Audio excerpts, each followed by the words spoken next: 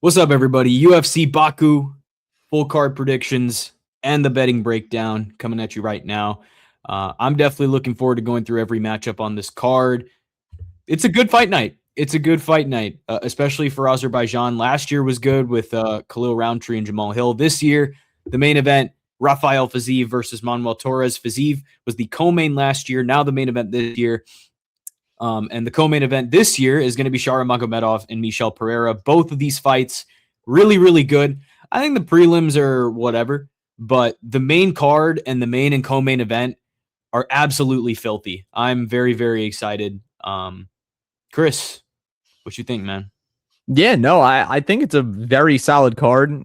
Happy that it's at kind of a reasonable time for all of the American fans. I believe main card starts at 12 o'clock. Prelims start at 9 a.m. So, no waking up at 4 in the morning or staying up all night to watch this card across the world. But yeah, no, I think Baku's gotten two very good cards back to back in back to back years. As you mentioned, Fiziev was the co-main last year, had a beautiful performance against Ignacio Bahamondes. Now he is in the main event against Manuel Torres, a very up and coming, surging lightweight. But yeah, I mean, the prelims aren't over the top spectacular. I do think there are some good fights to point out. Like, I think Bekzat Almakan versus John Matsumoto as the second fight of the night should be phenomenal. But also, there will be some good fights on the main card as well. But yeah, no, I mean, no bones to pick here. I think it'll be interesting to see after the meta rankings came out. By the way, go check out our video on that we released a little while ago. What rankings are going to be used for these fighters? I don't think anyone on this card had too much of a dramatic, jump or decline. But yeah, it'll be really interesting to see what they do with that. But yeah, I think we can get into it, and I'm pretty excited for this main card. Before we start, make sure you guys smash that like button for us. If you're new here, subscribe, turn on post notifications, share the video. All free actions, all things you can do to help us support, help support the channel and help us in any way you can. And yeah, it should be very exciting. It's gonna be a stacked week because we have this card in the morning and then PFL that same day in the evening. So that'll definitely be interesting. So let's get into it. First fight of the night: Tahir Abdullayev versus Jefferson Nascimento. Honestly, tough to predict here. Two guys that are not yet established in the UFC. You watch tape and it's like, okay, he's good at this, he's good at that, but the competition level just isn't there to really know. I'm going with Nascimento to win this one. Having fought in LFA is a little bit better than Abdullayev because Abdullayev comes from these random Middle East promotions, which is, I mean, no disrespect to that, but Jefferson Nascimento is from LFA. It's a little more proven, right? So I think he's fought the better competition, I can reasonably assume. Nascimento's got that style where, he's going to run at you. He's going to spam the hooks. I think his aggression pushes back Abdullayev. He's a slower starter and a bit more composed. He also is I don't want to make any, I don't want to be mean, but he is a dirty fighter. Abdullayev loves to stick his fingers out when he's backing up, so be ready for an eye poke potentially. That said, he's got a good ability to let people crash into him, land knees to the body, either find a submission or ground and pound. Pretty durable too. I think Nascimento backs him up in round one since Abdullayev's a slow starter, as I mentioned. If they crash into each other, Abdullayev might land knees to the body, mix in a takedown, but Nascimento seems explosive and dangerous enough to land something clean on the chin, just being the younger, more explosive guy. So I'm going to go with Jefferson Nascimento by TKO or decision as the underdog to start the night. I don't really care which it is, whether it's KO or decision. If they come out with the double chance, probably take that. But Nascimento money line, as good as it is, you're getting him at even money.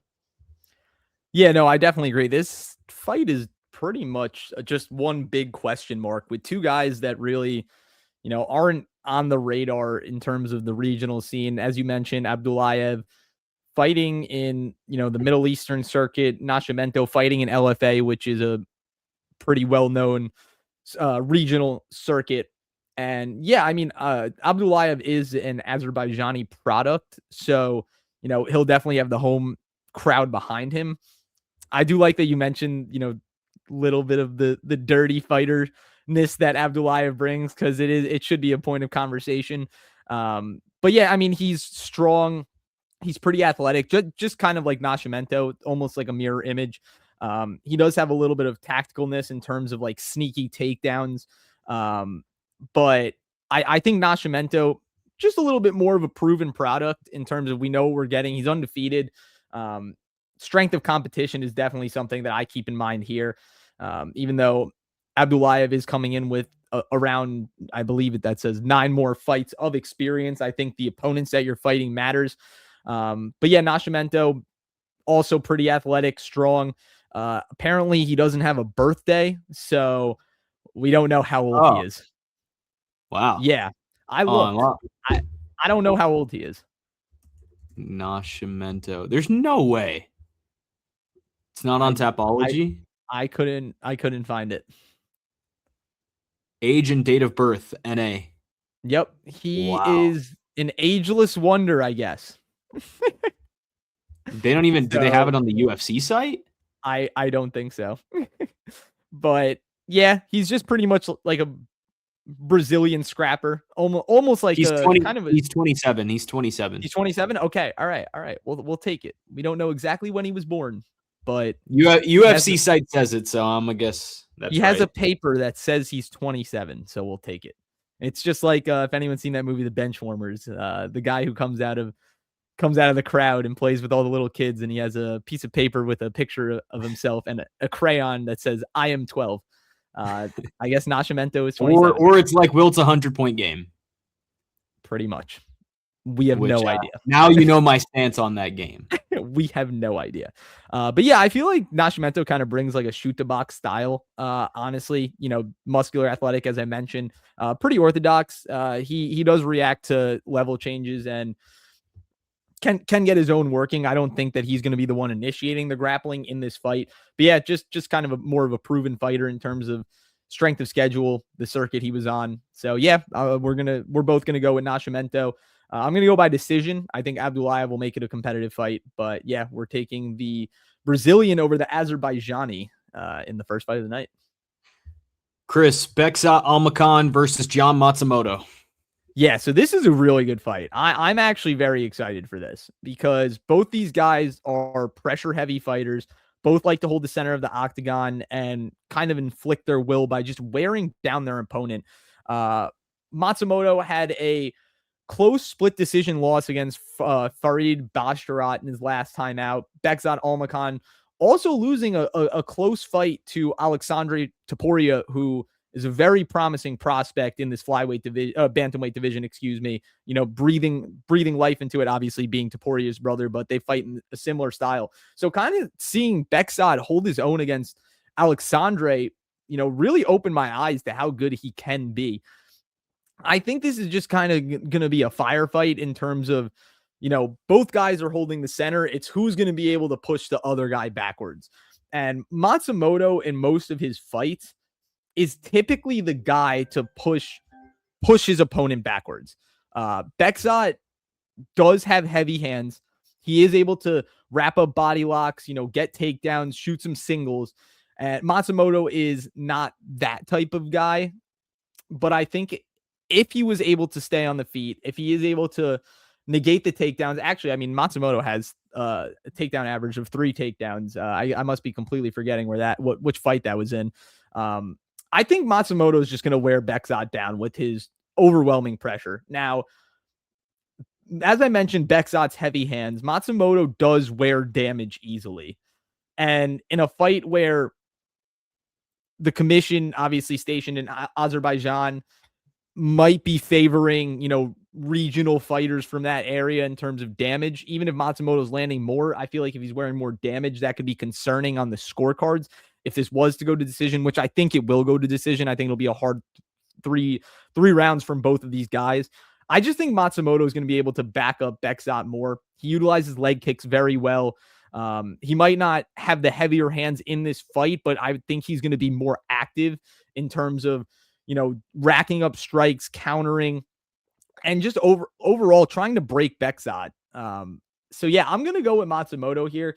I'm really torn on this fight. I did want to take Bekzat a few days ago, but I'm gonna stick with my gut and go with Matsumoto, who's had two really tough losses, split decisions to Rob Font and as I just mentioned, Farid Basharat. And he looked good against Basharat, but it just all depends on how early Matsumoto is able to get started. If he comes out hot, I think it'll bode really well for him. But yeah, he can't let Bekzat get going because then it'll be bad news. Yeah, we're split here, folks. I like Bekzat Almakhan. His boxing is the difference maker. He's a looser, more elusive puncher with better range. Matsumoto's a traditional heavy-footed Muay Thai guy, good leg kicks, pressure, accuracy, solid close range game with elbows and knees.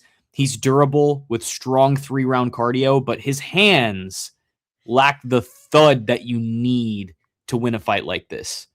He kind of throws more arm punches and light hooks than truly heavy shots. He's a bit pillow-fisted, is what I'm trying to say. Almakhan is the better prospect in my eyes. He's shown real knockout power. He finished Brad Katana quickly. He dropped Umar Nurmagomedov in his UFC debut. His only other loss, as you mentioned, Chris, being to a legit great prospect in Alessandro Topuria. I think Almakhan's boxing and the fluidity of it beats out Matsumoto's more old school, stuck in the mud style. He's got a real takedown threat too. The odds actually surprised me. I thought Bekzat was going to be a favorite here. Matsumoto is a minus 155 favorite. And I don't get it. Almakhan's hands are better. And I think he is live as an underdog at plus 130. So I'm going to say Almakhan wins this fight, probably outworking Matsumoto on the cards, possibly busting him up or even getting the finish.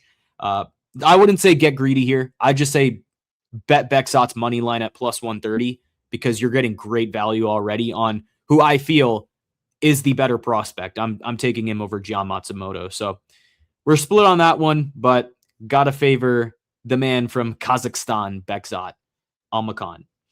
All right. Daniil Donchenko versus Theo Berggren.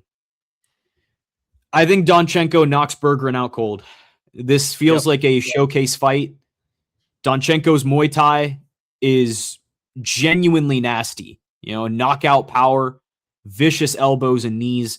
He doesn't just beat people, he hurts them really bad. Alex Morono survived him last time, barely. I don't know how. Before that, he beat up Rodrigo Cezinando pretty badly in a tough tough finale win. Berggren stepped in on short notice, replacing Andreas Gustafsson, and is taking a massive step up in competition. You know, his last win came by third round comeback after his opponent gassed. Before that, a win over a fighter with one pro win. There's a real level gap here. So I'm going to say Donchenko by knockout, probably in round one or two. And if we look at the odds, Donchenko's minus 520, Berggren plus 390. Donchenko by KO is minus 150. That is going to be the play for me. If you really, really want to get greedy, I'm probably going to put Donchenko by KO in my parlays for what it's worth. I think that's a great parlay piece.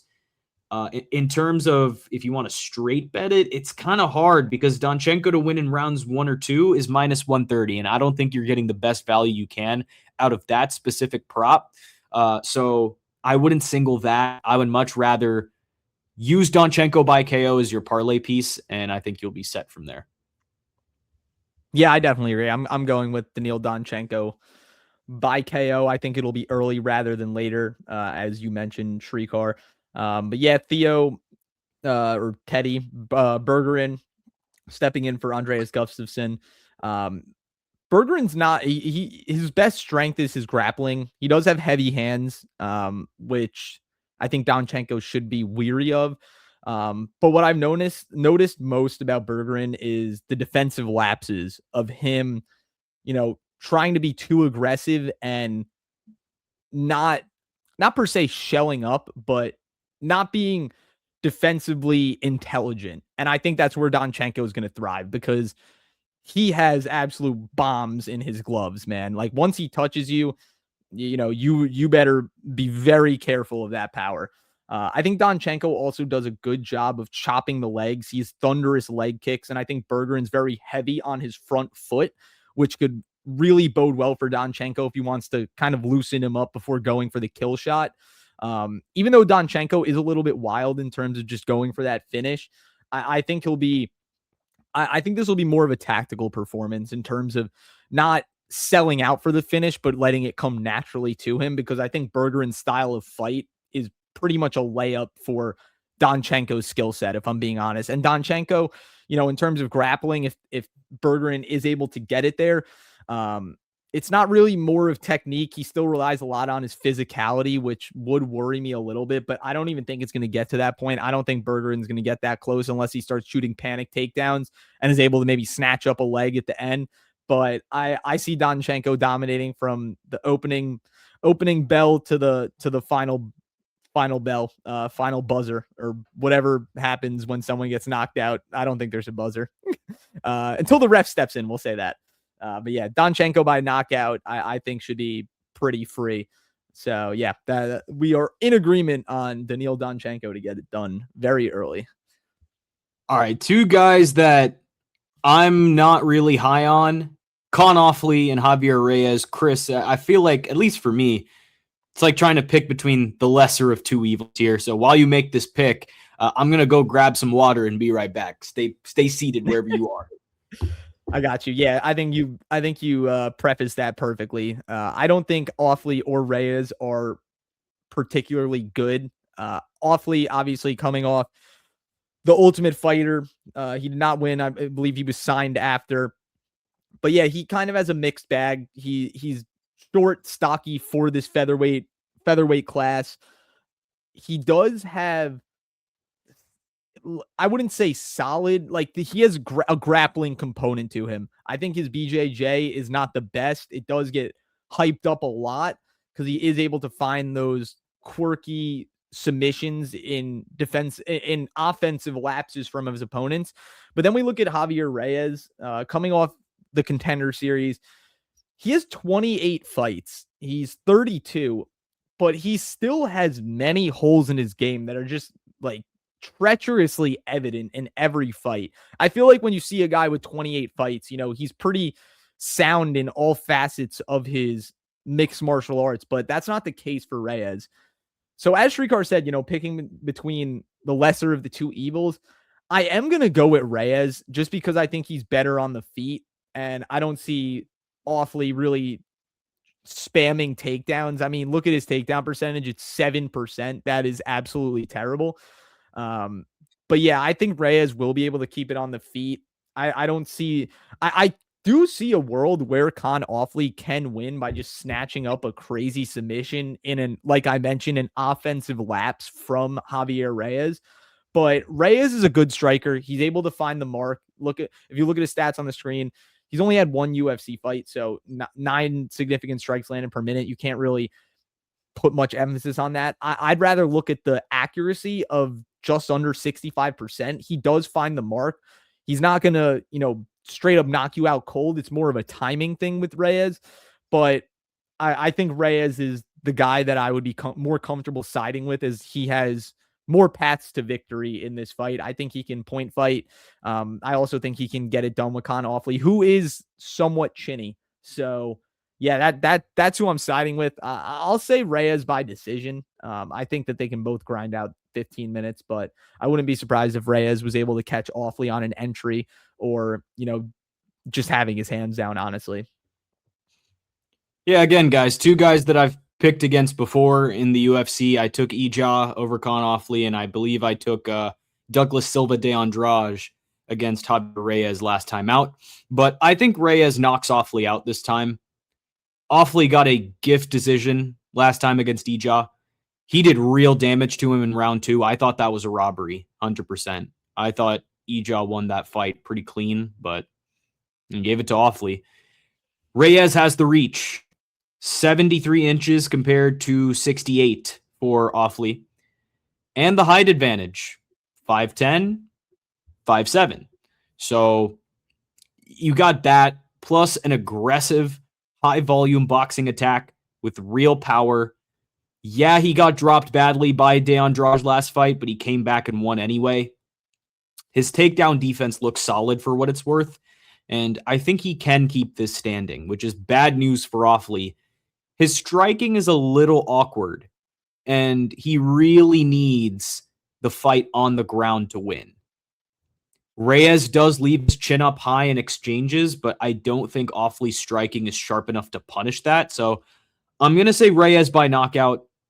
Reyes is a minus 205 favorite right now. Feels right to me, but I would probably play the knockout prop at plus 215. I'm pretty confident he's just going to starch Offley, especially if it goes as I said, and he's able to keep it standing because he does have good takedown defense. Like I'm going to give him his credit where he deserves it. But either of these guys, the needle has not really moved for me. Did USA score again? Yeah, guys, sorry. We are recording in the middle of the USA Turkey game. Is that onside? When they put the flag up, is that onside? No, it's offside. Never mind. Offside, sorry. yeah. Preemptive.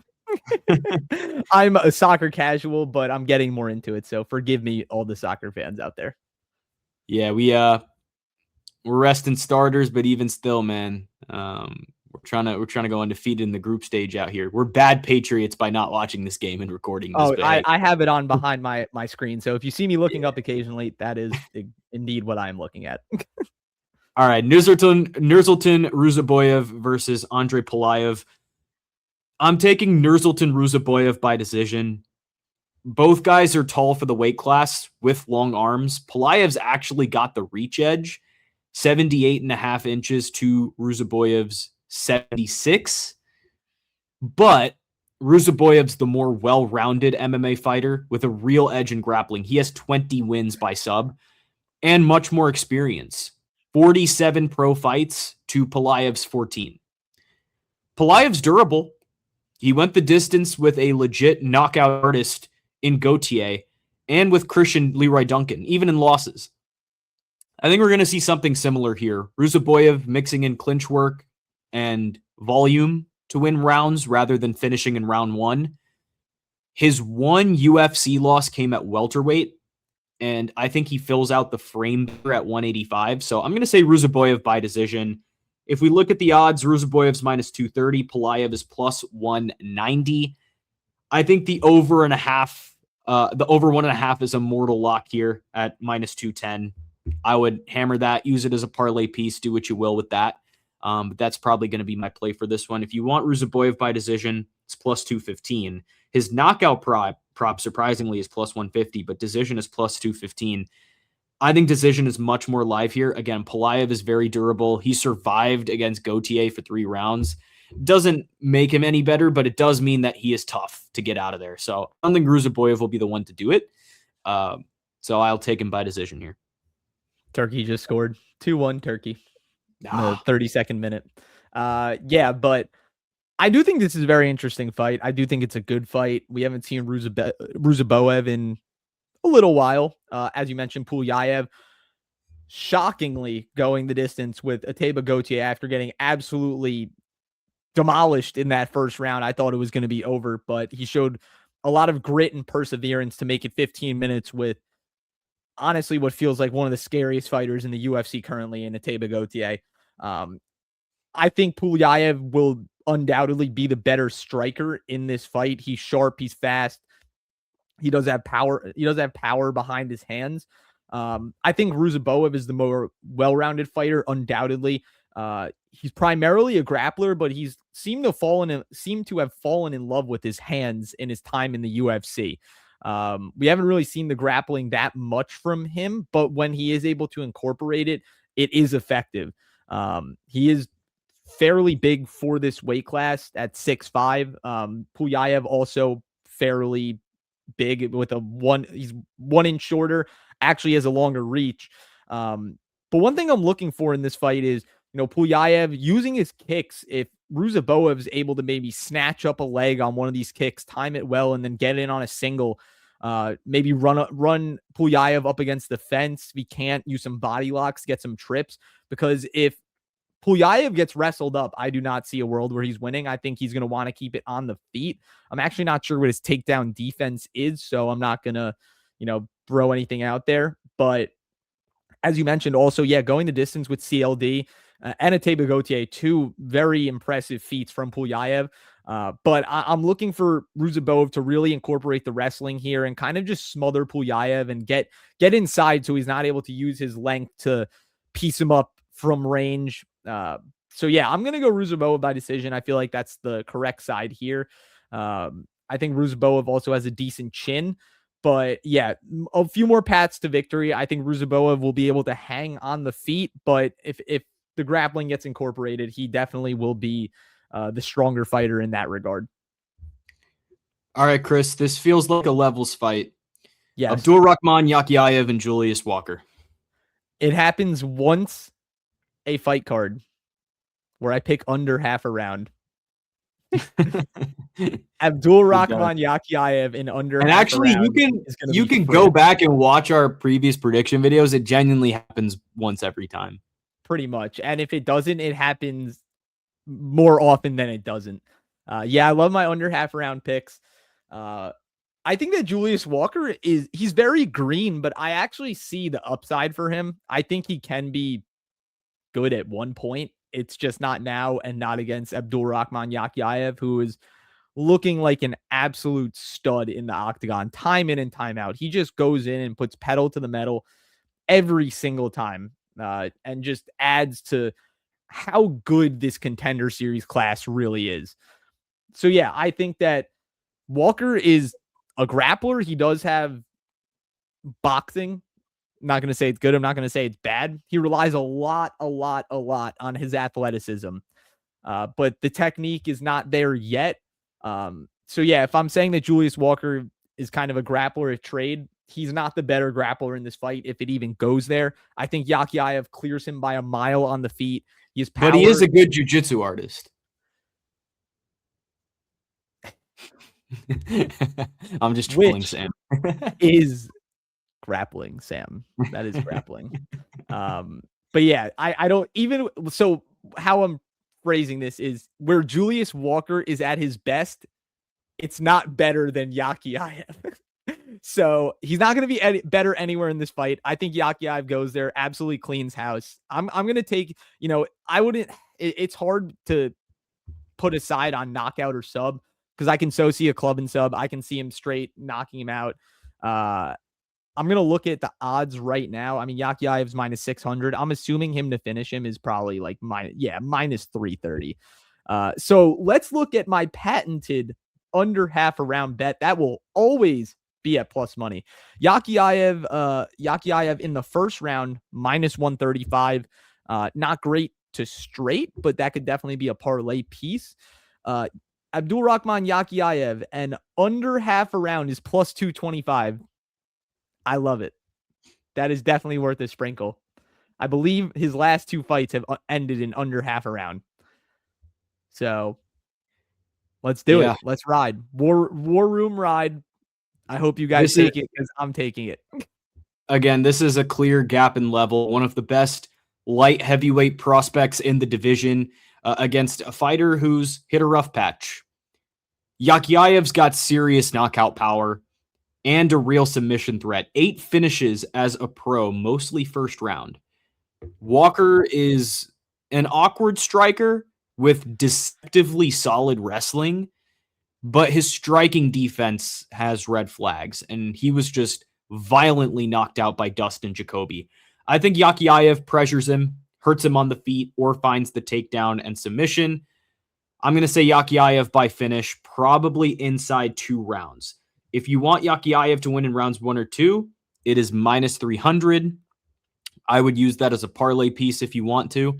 But if we look at the odds, Yakyayev is a massive favorite at minus 600, Walker plus 440. Not much else I can say here. If you want Yakyayev by finish at minus 330 or rounds 1 or 2 at minus 300, use them as parlay pieces or just skip it entirely.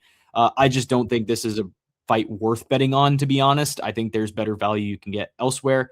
But Yakyayev will be the pick either way, and we're going to go by finish. Featured prelim. Farman Hassanov versus Eric Nolan.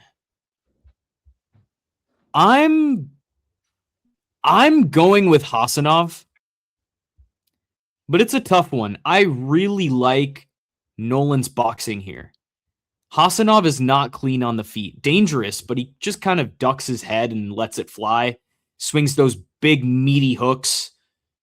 Big, meaty claws. What episode of SpongeBob was that? I don't remember.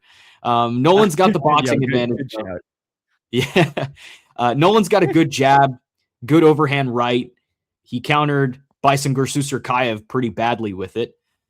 He mixes in the clinch strikes well too, but once Hasanov mixes in the wrestling, he's really good. Watching him strike initially, you wonder why he's even a favorite, and that's why I was kind of leaning toward Nolan at first, but the more tape I watched on him, you watch this guy wrestle, and it kind of just clicks. He chain wrestles really well, goes from single to double, takes the head up to the back, gets to the body lock. He reminds me of like a slicker version of like any of the wrestlers at American Top Team, basically. His striking is not there, and he could get chinned, he could get countered, but if he gets takedowns, he is going to win this fight.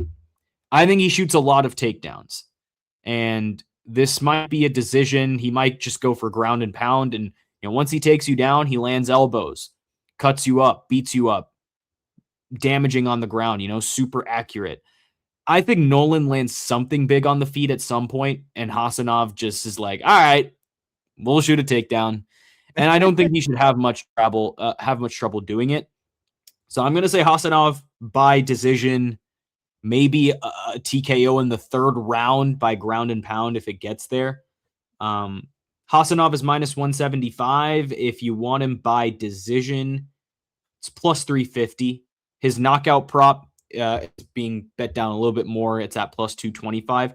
I think it'll be a decision or a KO. So I guess KO or decision is minus 105. I think that would be the play here, if anything. Get the double chance. Just secure yourself a little bit more safety in this case. But going to go Hasanov by decision or late TKO. Yeah, I actually like that double chance. I love taking those. And then, of course, sometimes they always win by the one that you don't have covered.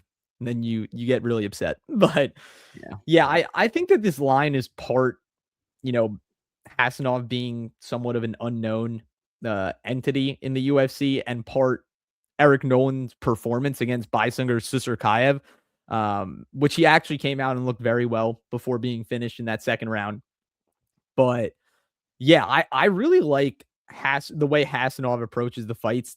Everything is just pedal to the metal. Like every blast double, every overhand is absolutely winged from the hip. No breaks, all gas, no breaks. That's how it should be said. But yeah, I think that it might be kind of night and day from what Nolan experienced with Susurkayev. What we've seen from Susurkayev recently is him starting very slow. He has a tendency to start these fights very slow, and that allowed Nolan to get ahead and have success. I don't think that's going to be the case here. I think that Nolan's boxing, as you mentioned, is definitely something to look out for, and he can have some success on the feet. But I also like how you preface that with, if that's going to happen, Hasanov's just going to shoot a takedown. And then from when it's on the ground, it's over for Nolan. Not saying that Hasanov is going to sub him on the ground, but it's going to be very hard for Nolan to get back up from the smothering approach that Hasanov has. I think Hasanov has good power in his hands. He's not technical at all. It's kind of just like a barroom brawl style of fighting with the threat of the takedown incorporated. But I think that he just has more paths here, and I don't think that Nolan's going to be able to hurt him I shouldn't say that. I don't think Nolan's going to be able to overwhelm him on the feet to where Hasanov is going to be questioning what he should do next. So yeah, I like the double chance of knockout or decision. If that's at plus money, I think that's a gift. Or if not, you can put him in your parlay minus 175. That's not a bad parlay piece. So yeah, we are in agreement. As we reach the end of the prelims, we have only differed on one fight, and I believe that is the second fight of the night with Almabayev and Matsumoto. Let's see if we have anything on the main card, though. Once we get into it, hey, make sure y'all like up the video. Make sure you subscribe to the channel if you're enjoying the breakdown so far. It's all free actions at the end of the day, so just help us out if you can. We'll start with Abus Magomedov and Michal Olejniczuk. Chris, it's on you. Yeah, this is an interesting one. I was expecting Magomedov to be a bigger favorite. And now, currently, last night, Olejniczuk was plus 102. He has now moved to the betting favorite as minus 115 as we record this at 10:44 Eastern time on Thursday. And that leads me to my pick of picking Michal Olejniczuk. Abus has had an interesting path in the UFC. He came out guns blazing with that crazy front kick knockout over Dustin Stoltzfus. Fizzled out a little bit, losing that fight to Sean Strickland. He is a fast starter. I will give him that. You know, in that Sean Strickland fight, he did give Sean problems in that first round. And I believe that ended in the second round as his cardio is not the best. And neither is Michal's. So let's just get that out of the way. Neither of these guys have great cardio. Abus does have wrestling upside. Michal is not a great grappler or wrestler, and he is very susceptible to the takedown. However, I think that Michal is just the better striker. I think he carries more oomph on his punches. I think he has the heavier hands. He's a sharp striker as well. And if he gets Magomedov on the back foot at all in this first round, I really don't see a way that Magomedov is going to win this fight. If it goes the distance or it makes it into the second round, even the third round, I think it's because Magomedov started wrestling and maybe started wearing down on Michal. But you have two guys that are primarily fast starters. Michal just has the power. And I think that's just enough upside for me. So I'm going to go Michal Olejniczuk by first round knockout. I think he gets Magomedov out of there quick and adds to his list of finishes because he has a good amount of finishes.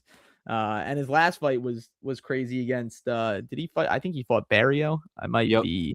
Yeah, really he fought good fight. Barrio.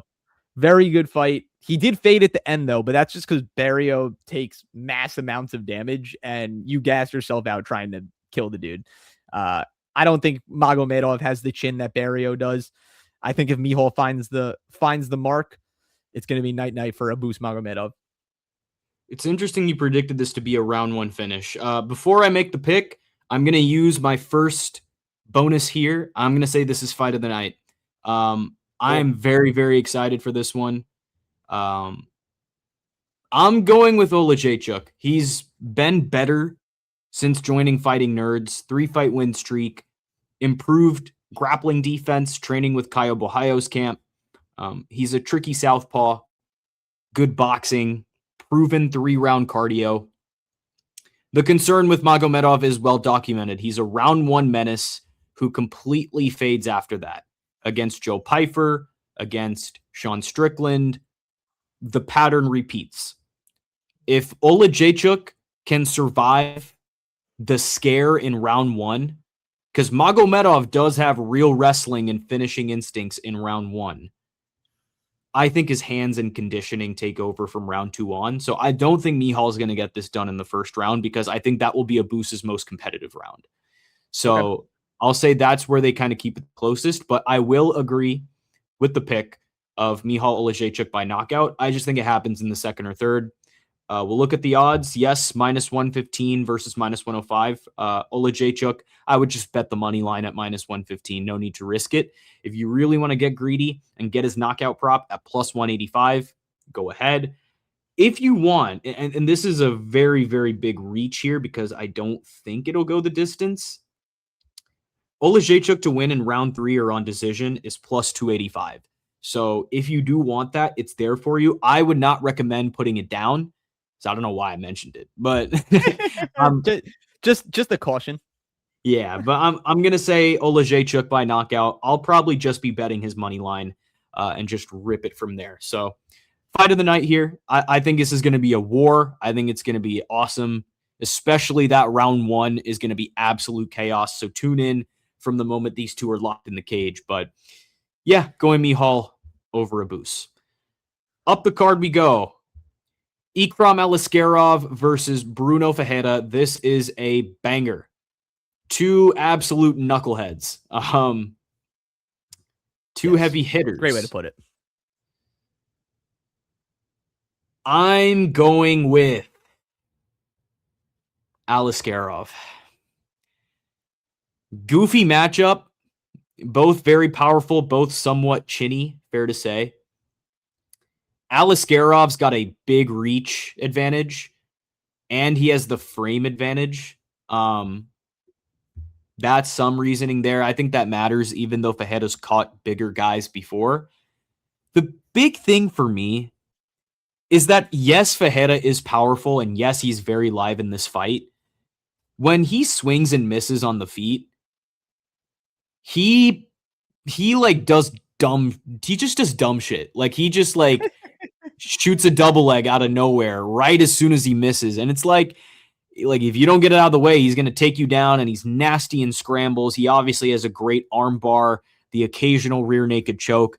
But I think Aliskerov's proven to have solid grappling. He stuffed a lot of takedowns from a notoriously hard to deal with grappler previously. He has good takedown defense, good offensive wrestling. So he can either stop Fajeda from getting him down, or if the striking isn't working, take Fajeda down himself and control him. It is a fun matchup. It's very hard to predict. Both guys are chinny. Both guys are powerful. Both kind of goofy on the feet. When Aliskerov gets excited, he looks dumb as fuck. You know, like yeah. People called him a future champ because he knocked out Phil Hawes and he knocked out Warley Alves and got these fluky finishes. And I was like, no way. And then he kept winning. So we're going to give him his credit where it's due. I still think he's a bit overrated as a prospect. But regardless, I think his reach and the edge he has in the wrestling make the difference. So I'm going to say Aliskerov. And you know what? I'll just make it bold. I'll say he does it by KO. I'll say he does it by TKO or KO, whether it's ground and pound or like he kind of catches Fajeda and then brings him down and then just finishes on the ground. I would not bet on this fight. I'm pretty much going to stay away from this one. I think of any fight on this card that I'm going to stay away from, it's this one, because practically anything can happen and the value does not reflect it. I'm not betting Ikram at minus 300 odds. You got me fucked up. I'm not doing that. So give me Ikram. I think he'll get it done by TKO, but Fajeda definitely live in this fight. Yeah, this is really interesting. Two guys who I consider chinny. One has the grappling upside, as you mentioned, Aliskerov. And we've been seeing him use it more as of late, especially in his last fight against Jun Young Park, where he had 5 takedowns. Actually, interestingly enough, his takedown accuracy is 60%. I thought his takedown defense is 100%. So if Bruno Fajeda is going to shoot any takedowns, I'm going to venture to say he's not going to get it. I don't see that happening, though. Bruno Fajeda, super heavy-handed. Like, this guy, if he lands flush, he has a death touch. But if someone lands flush against him, more often than not, he's going to get knocked out. Preface that with the Gregory RoboCop Rodriguez knockout that he suffered his last time out. I'm going to take Fajeda in this. As much as I hate to do it, I've actually backed Bruno Fajeda at plus money plenty of times, and more often than not, it has worked out. I backed Bruno Fajeda at plus 300 when he knocked out RoboCop the first time. And then he did it again the second time. Yeah, and then he got knocked out the second time. So, yeah, it's just, I mean, if Aliskerov isn't able to land these takedowns, which I'm going to venture to say he is, Bruno has like a 60% takedown defense, which isn't terrible, but then you have to compare the guys he's defending against versus Aliskerov, and I'm going to venture to say that Aliskerov is the better wrestler in these exchanges or in this comparison. But if it stays on the feet, Fajeda has the advantage far and away, just because of the power upside. He's not overly technical, but he has a nasty hook and straight. Aliskerov, he does gas. Both of these guys gas too, which is another thing. I remember in the Jung Young Park fight, I'm pretty sure his corner was telling him, like, don't show you're tired, because then Jung Young Park, who's an absolute demon, is gonna like pounce on him, which he's done before. But it'll be a different type of tired if Aliskerov's the one controlling the fight and wearing down Bruno Ferreira with these wrestling / grappling exchanges. I'm just gonna back the one punch knockout. That's the only thing I'm backing here. I think if Ferreira is able to land flush, come out strong, and kind of just startle Aliskerov in this first round, I think he'll be able to knock him out. So yeah, I'm gonna go Bruno Ferreira money line. Not putting anything down, I'll say by knockout, but I'm not specifying a specific round. If he does it, it's gonna be early. If the fight goes later, I think Bruno's chances decline dramatically. Up the card. Another tough one, Chris. Another tough one. Asu Almabayev and Energy. Oh, is it my turn? Yeah, it is. Yeah, you got it. You're on. I want to take Energy so bad, bro. So bad. Energy is an amazing fighter when he wants to be. When he's on, the dude is on. The thing is with him is he just has this innate ability to take the first round / first round and a half off. He's very passive in the beginning of the fight. Almabayev, not really the same. He kind of likes to be in your face. You know, he's not heavy-handed, but I think his strikes accumulate into damage. He's able to force you against the fence. He's a very solid wrestler and grappler. So what I've seen, though, in his last fight against Alex Perez is the one thing that Almabayev had problems with, even though he caught that crazy sub in the third round, which was a complete lapse by Alex Perez by shooting an errant takedown that really wasn't needed. The one thing Alex Perez did really well in that fight was be aggressive, be up in Almabayev's face, no room to breathe. The way that Energy fights is just not like that. He loves to be on the outside. He loves to range fight and kind of just catch you when you least expect it. He has great wins. His losses are also very solid to very, very good opponents, in my opinion. But it's all a matter of if he takes the first round off.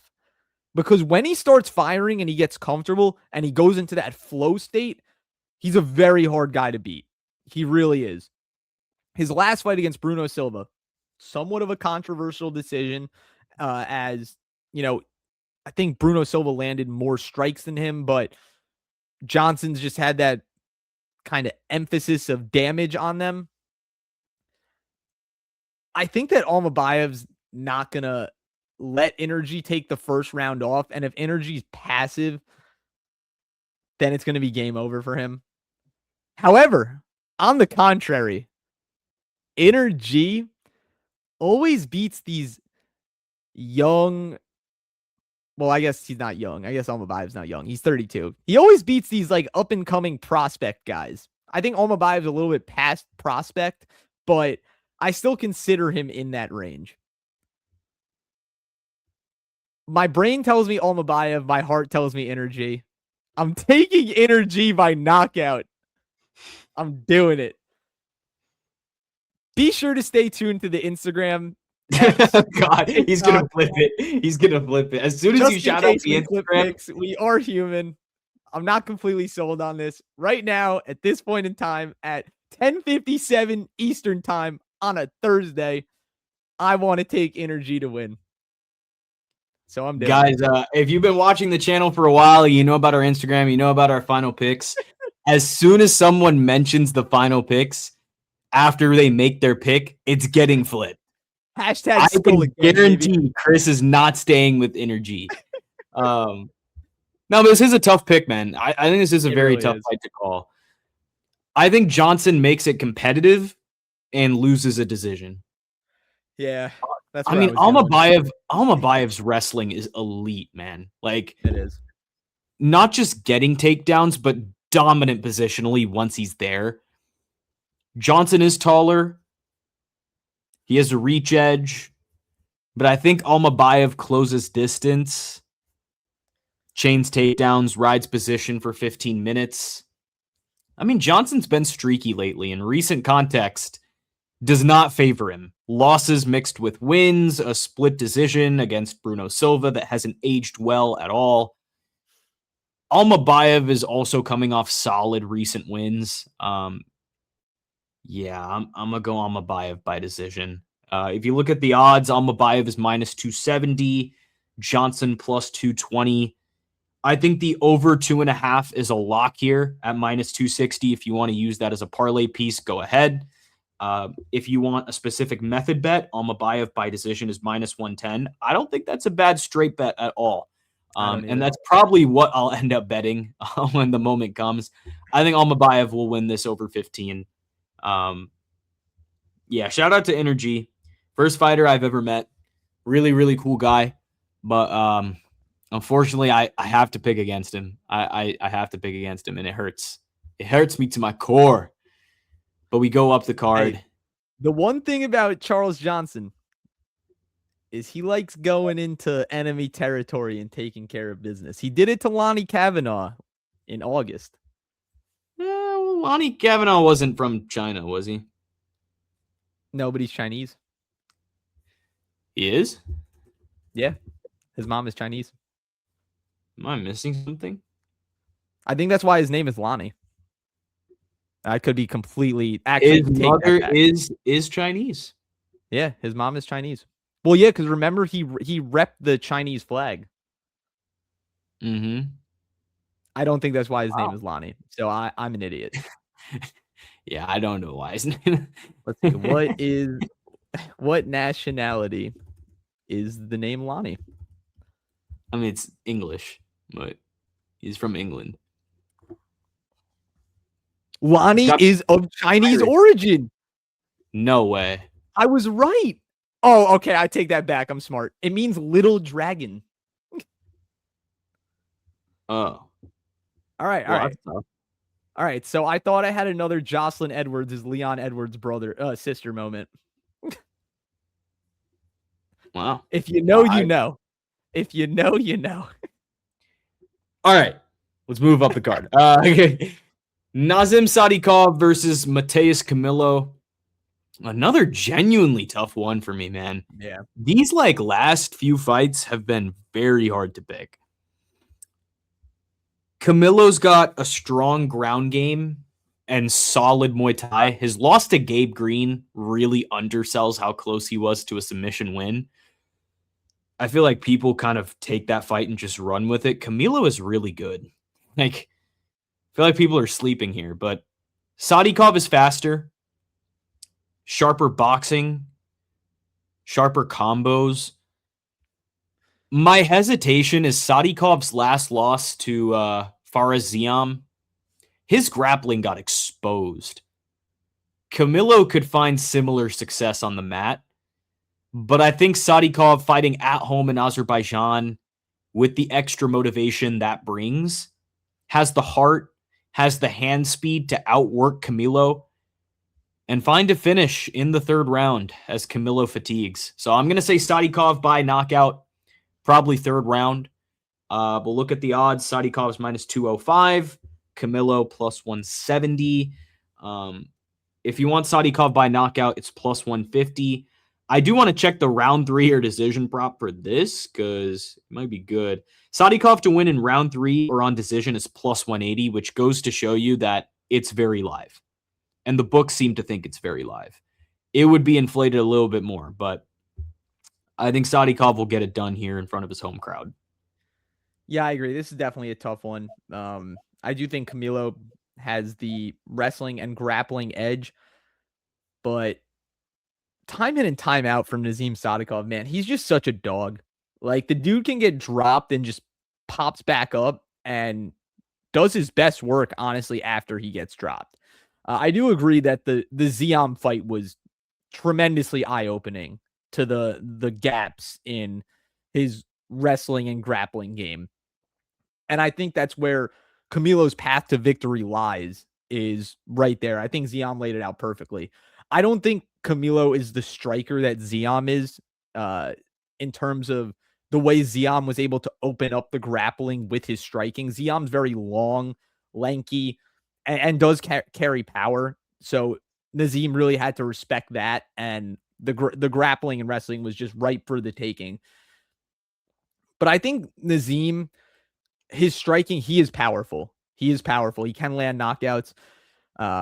This has nothing to do with this, but he did win last year in Azerbaijan against Nicholas Mota. And Mota actually had Nazim in a lot of trouble in that fight. He really did. He dropped him. Nazim was able to get up and then knock out Nicholas Mota, who I don't consider to be very good, but I think it's just a testament to how tough Nazim is to really get out of there. And that's why it was so eye-opening when Ziam was able to finish Nazim Sadykhov, because he really is one tough cookie. But I just think it's going to come down to the striking. I think Nazim's more powerful. I think he's a little more polished in that regard. And I think he's just going to go for the kill. But as I mentioned, the path to victory lies in the grappling for Mateus Camilo. But I do agree with the extra motivation that Sadykhov will have fighting in Azerbaijan, and hopefully wanting to avenge his last loss against Ziam, which was not really the Nazim Sadykhov that we were used to seeing. Wow, this is kind of unrelated, but guess who has the best odds for the fastest finish of the night on DK?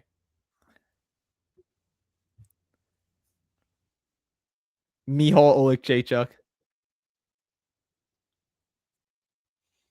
He is 6th. Wow. Manuel Torres. He's 3rd. Wow. Okay.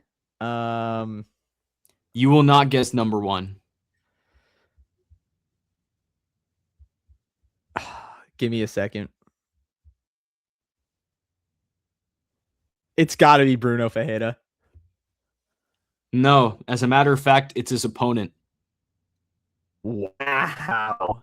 Ikram Aliskerov is plus 350 to get the fastest finish of the night. I feel like it should be reversed. Bruno Ferreira is plus 1400.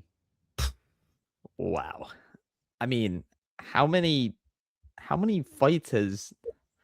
Let's see. Oh, I guess it makes sense because Aliskerov... Well, Bruno is chinny. Bruno is super chinny. That is true. And Aliskerov, in his 3 knockouts he has in the UFC, 2 of them happened within 2 minutes and 15 seconds. One of them happened at the end of the first round.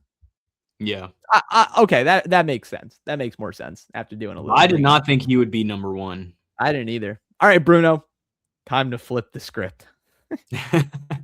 Co-main event, Shara Magomedov versus Michel Pereira. Chris, it's on you for our co-main. Dude, this one is tough too. Every fight is really like not an easy decision, you know, if you just completely disregard the odds. And the odds actually, I feel like, weigh in a little bit because it makes you think, do I want it? Like, if I think this guy actually has a decent shot at winning, do I want to take a stab on him at plus 200? Like, there's a lot of plus 200 dogs on this card that actually have a decent chance of winning. But yeah, Michel Pereira, after his treacherous run, what is it now? A year ago, and even late last year, getting knocked out by Kyle Dawkins, he put together a nice win against Zach Reese. Shara Magomedov, you know, I don't know if he's been as hyped up. I don't know if he's performed as he was billed to be. You know, he does have that crazy knockout over Armen Petrosyan, but for Shara, it feels like we were expecting, you know, this glorified killer who's just going to go into the octagon and absolutely take anyone's head off. I think he's been more of a point fighter in his UFC tenure. You know, you obviously see the power and the technique and precision of his kickboxing. It's definitely there. He is a phenomenal kickboxer. Michel Pereira, Very wild. You know, he kind of just does what he wants in the octagon. If you go back and watch his highlights, if you don't know who he is, dude does backflips. He does capoeira kicks. He has crazy power too. I think I'm still going to take Shara in this fight because I think it'll kind of be like a matador. I think Michel Pereira, as wild as he is kind of the bull in this fight where he's going to charge forward. He's going to try and take Shara's head off. And Shara is just very elusive. He's very mobile. He stays out of the way of a lot of dangerous strikes. He does have a good chin too, though. Especially look back at that Marc-Andre Barrios fight against Shara. He ate some crazy shots and was able to rally and weather the storm and turn it into his own offensive output. I think that Michel Pereira can definitely knock out Shara just based on the power and kind of the awkward unorthodoxness that he throws at every single one of his opponents. But I think Shara is a different puzzle to solve. You have to really find him in that octagon.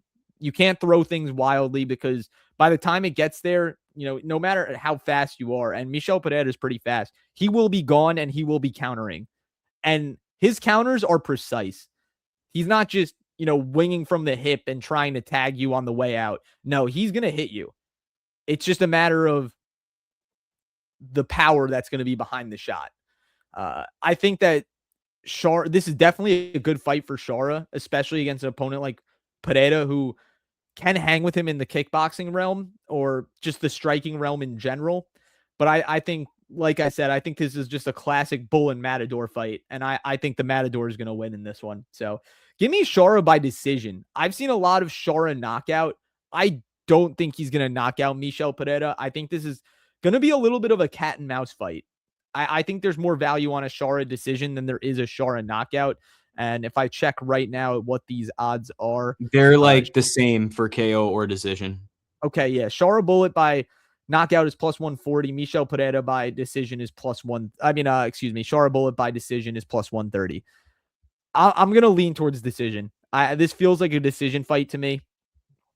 So, yeah, we're going to go with Shara Bullet by decision. And we are differing. Okay. We are differing in the method. Oh, okay. Yo, you got me, bro. I was like, you picking Pereira, bro? I'm taking Shara Magomedov. I saved my performance bonuses for these last two fights for a good reason. I'm giving Shara my first one because I think he gets it done by knockout. Pereira has looked washed lately. What happened? An absolute top class goal by the USA. What's the score? 2-2. Wow. In the that draw was sitting at like plus 285. Ooh. Or plus 230, something like that. Goal. Bottom corner. The goalie couldn't stop it. Sorry, yeah, keep going. I'm so sorry. Yeah, you're good. Pereira's looked washed lately. Shaky split decision over Zach Reese. He got finished quickly by Kyle Dawkins. A slow, forgettable fight with Abus Magomedov. He hasn't looked the same since Anthony Hernandez beat him. You know? Shara is a slick, precise kickboxer, fast, sharp elbows, a counter-based game that's tailor-made against a hittable, defensively loose Pereira. I think he finds a clean counter shot and finishes it. So I'm going to say Shara Magomedov by KO. If we look at the odds, Shara is minus 400, Pereira plus 310. And I think that gap is fair. But yes, I will say Shara gets it done by knockout, plus 140.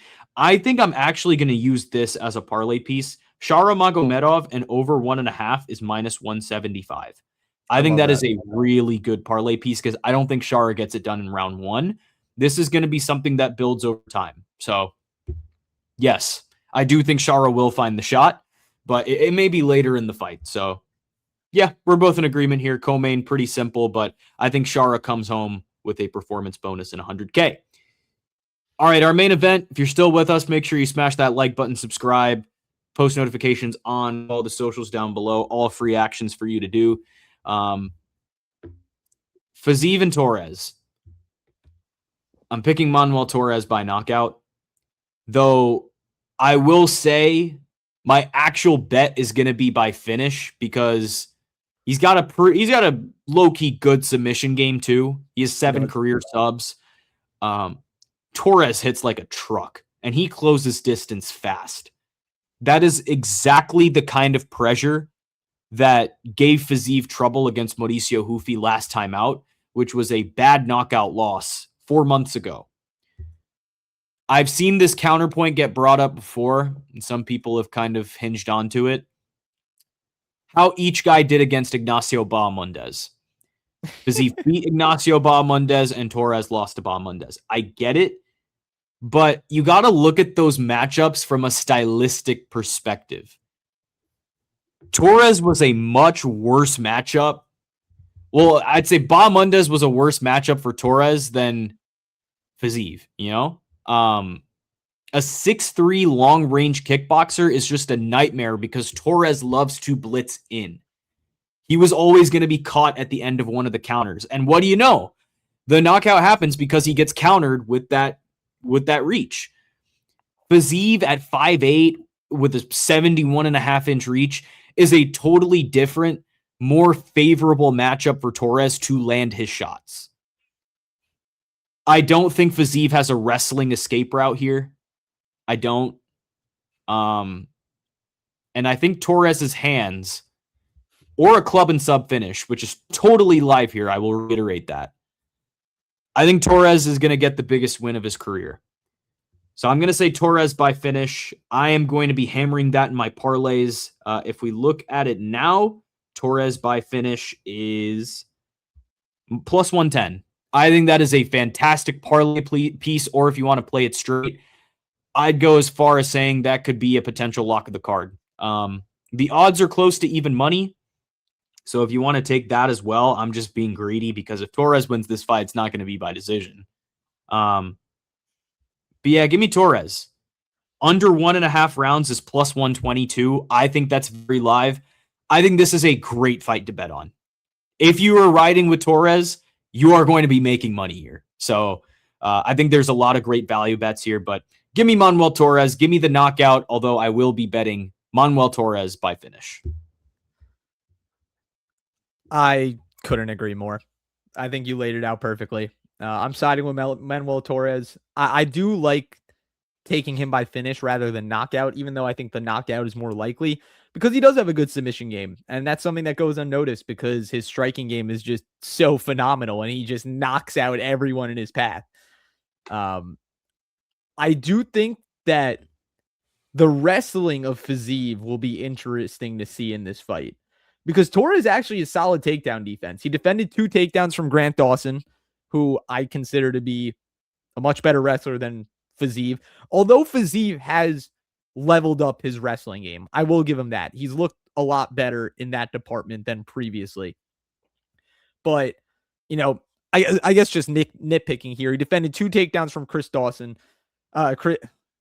Duncan, excuse me, still a Grant Dawson on the memory.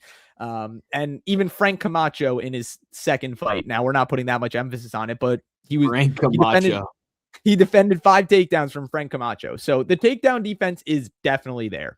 Obviously we're not expecting Manuel Torres to shoot any takedowns, so we'll completely disregard that. But I just think the forward pressure and like you said, the way he closes distance is almost second to none. And that gave Fiziev problems against Rufi. It gave him problems in both of his fights against Gaethje. It's just the fighters that can just be one step ahead and have that quick entry seem to really tag him. And there is some concerns about the chin because he has been in some absolute wars. As I just mentioned, the 2 fights with Gaethje, they were both wars. He took a lot of damage. Rufi just knocked him out in the second round. Manuel Torres is, dude, he hits like a Mack truck. Like, you just cannot stand in front of that and eat that many shots from him. And for Torres, all it takes is one if we're going off precedent and what we've seen from him in his UFC career. But back to the distance closing. One of my favorite knockouts in UFC history. Go back and watch his fight against Nicholas Mota. The way he closed distance with that like kind of chicken wing elbow, Mota didn't even know he was in the pocket by the time he got hit, and he just got flatlined. It was a crazy knockout. Crazy knockout. And that's just what Manuel Torres does. He's a gamer, man. Like, he just finds the mark, and when he hits it, it's lights out. Fight is over. So yeah, I just feel like he's the right side in this, and I feel like the line is telling. I really do, because as much as you want to say, oh, it's a trap line, I really do think it's a trap line, because a lot of casual fans who might not have been on the Manuel Torres train like us, or like people who consistently watch UFC and have seen Torres time in and time out, they're going to say, oh, Rafael Fiziev, he's fighting this guy I don't know, I'm just going to hammer him. He's even money. That's a gift. No, Manuel Torres is the favorite now, and he's the favorite for a reason.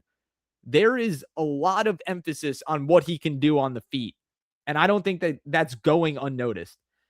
So Manuel Torres, by knockout, by club and sub, whatever it is, I think Manuel Torres is the right side in this fight.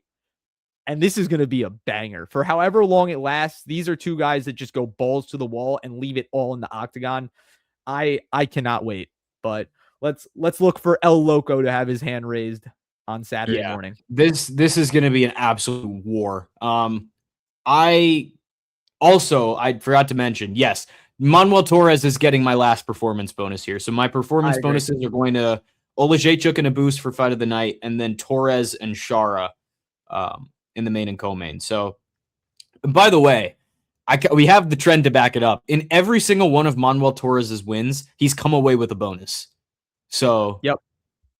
The only time he didn't receive a bonus in his UFC career was when he lost to Bahamondes, which makes sense. But I think El Loco will get another one here. I'll hand out my bonuses real quick. Quick. Manuel Torres performance bonus. Michel Olajaychuk performance bonus. Dark horse fight of the night. Bekzat Almakhan versus John Matsumoto. I would say that, but because it's the second fight of the night, there's so many opportunities for another fight to pass it. I agree.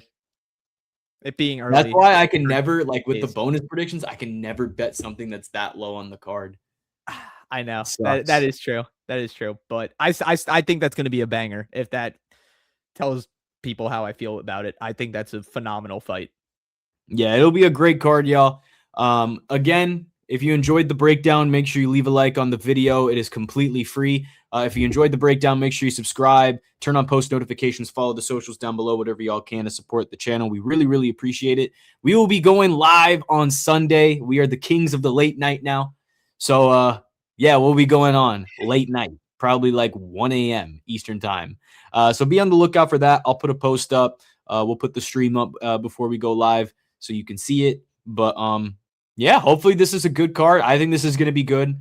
Obviously, I have the same thoughts. Prelims are kind of but main and co-main are absolutely insane. And then the main card as a whole is very promising. So I think we're in for a good one Saturday morning. We're going to get this up ASAP because we're recording it Thursday night. Hopefully y'all see this on a Friday, so enjoy your Friday.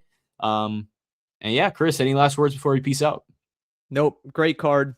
Good time for us Americans. And yeah, hope you guys get some afternoon UFC in, early morning UFC in. It should be a good one. All right, y'all. Thank y'all for watching. We will see you next time. Peace.